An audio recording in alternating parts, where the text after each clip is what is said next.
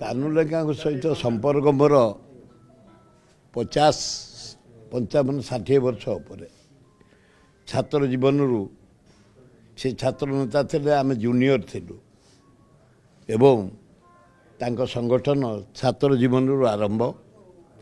ଯୁବ ଅବସ୍ଥାରେ ସୁସଂଗଠକ, କଂଗ୍ରେସର ଜଣେ ଆଗଧାଡ଼ିର ପିଲର, କଂଗ୍ରେସର ପିସି ସଭାପତି ଥିଲେ ଏବଂ ସେଣ୍ଟରରେ କେନ୍ଦ୍ରମନ୍ତ୍ରୀ ଥିଲେ କୃଷି ବିଭାଗ ଟୁ ରେଲୱେ ଏବଂ ରାଜ୍ୟର ରେଭେନ୍ୟୁ ମିନିଷ୍ଟର ଥିଲାବେଳେ ଆମ ପଟା ପାଉତି ଏବଂ ରେଭେନ୍ୟୁ ଡିପାର୍ଟମେଣ୍ଟକୁ ସଜେଇଥିଲେ ସେ ତୃଣମୂଳ ସ୍ତରରୁ ଉପର ପର୍ଯ୍ୟନ୍ତ ଏବଂ ଜଣେ ଉଚ୍ଚ ନାଗରିକ ଥିଲେ, ଦକ୍ଷ ଲୋକ ଥିଲେ, ସୁସଂଗଠକ ଥିଲେ। ତାଙ୍କ ସମୟରେ ପିସି ସମୟରେ ବାରମ୍ବାର କଂଗ୍ରେସ ଶାସନକୁ ଆସି ଏବଂ ଭାରି ମିଳାପି ଥିଲେ, ସମସ୍ତଙ୍କୁ ସ୍ନେହ ଦେଉଥିଲେ।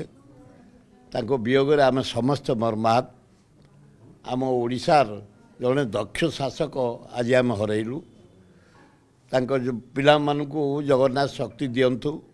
ତାଙ୍କ ବାପାଙ୍କର ଯେଉଁ ଗାରିମା ରହିଛି, ନିଶ୍ଚିନ୍ତ ରାଜ୍ୟରେ ସୁନାମ ରହିଛି, ସେ ସୁନାମକୁ ସେ ବଜାଇ ରଖନ୍ତୁ। ରାଜ୍ୟ ବିକାଶରେ ତାଙ୍କ ଦାନ ଅତୁଳନୀୟ।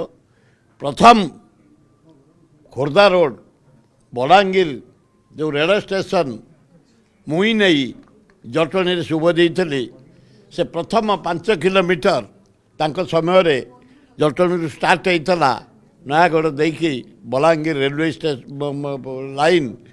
ବଡ଼ ଦୁଃଖର ବିଷୟ, ଏପର୍ଯ୍ୟନ୍ତ ସରିପାରିଲାନି। ବାରମ୍ବାର ସରକାର ବଡ଼ ବଡ଼ କଥା କହୁଛନ୍ତି, ସବୁ ଆମେ ନେଉଟେଇ ଦେଉଛୁ, କିଛି ନାହିଁ।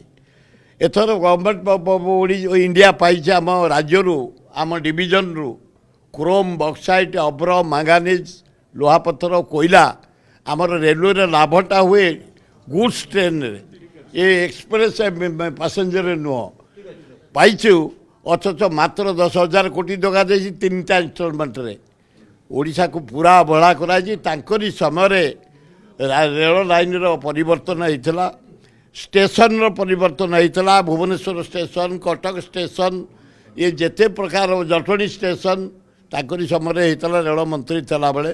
ଏବଂ 2ଟା ଏକ୍ସପ୍ରେସ୍ ସେ ପକାଇଥିଲେ। ସେ ଏକ୍ସପ୍ରେସ୍ ଭୁବନେଶ୍ୱରରୁ ଦିଲ୍ଲୀ, ପୁରୁଷୋତ୍ତମ ଏକ୍ସପ୍ରେସ୍, ଯାହା ରାଜଧାନୀ ତାଙ୍କରି ସମୟରେ ହେଇଥିଲା। ବଡ଼ ଦୁଃଖର ବିଷୟ, ଆଜି ସେ ଆମକୁ ଛାଡ଼ିକି ଚାଲିଯାଇଛନ୍ତି। ଜଗନ୍ନାଥ ତାଙ୍କ ଆତ୍ମାର ସଦ୍ଗତି କରନ୍ତୁ ଏବଂ ତାଙ୍କ ପିଲାମାନଙ୍କୁ ଶକ୍ତି ଦିଅନ୍ତୁ, ଏଇଆ ଈଶ୍ୱରଙ୍କ ପାଖେ ପ୍ରାର୍ଥନା।